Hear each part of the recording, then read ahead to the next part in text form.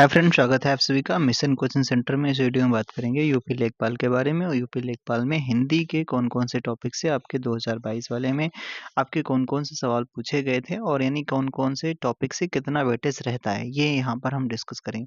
तो अगर बात करते हैं यहाँ पर, अगर इसमें जो पूछा गया था तो आपका समानार्थी से एक क्वेश्चन था, समानार्थी से वाक्यांश के लिए एक शब्द, एक मतलब वो भी एक क्वेश्चन था, वचन से एक क्वेश्चन था जिसमें पंखा का वचन पूछा गया था, पंखा का बहुवचन बनाओ। अशुद्ध वाक्य से, लोकोक्ति से, कारक से, अनेकार्थी से, इन सभी से एक-एक सवाल था। पैराग्राफ से 5 सवाल थे। और अगर बात करते हैं पर्यायवाची से 1 सवाल था, समास, संधि, संधि से 2 सवाल थे, ठीक है? और यहाँ पर मुहावरा से 1 सवाल था, तद्भव तत्सम से 2 सवाल थे, वर्तनी से 1 सवाल था, शुद्ध वाक्य पहचानिए ये भी सवाल था और लिंग से आपके 2 क्वेश्चन थे जिसमें स्त्रीलिंग और पुल्लिंग पूछा गया था। और उसमें विलोम से 1 क्वेश्चन था, ठीक है? तो आपका देख लेते हैं यहाँ पर।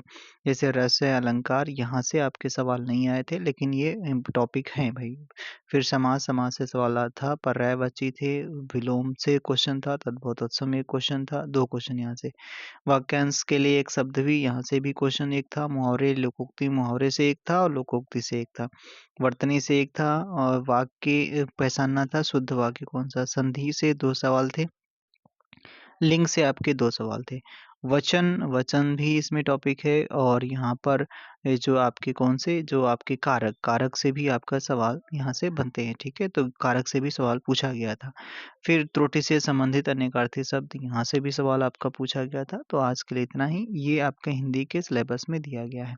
हिंदी के ये सारे टॉपिक्स थे, यहाँ से आपके सवाल पूछे गए, तो यही टॉपिक्स आपके पढ़ने भी हैं। तो आज के लिए इतना ही। Thank you, thanks for watching.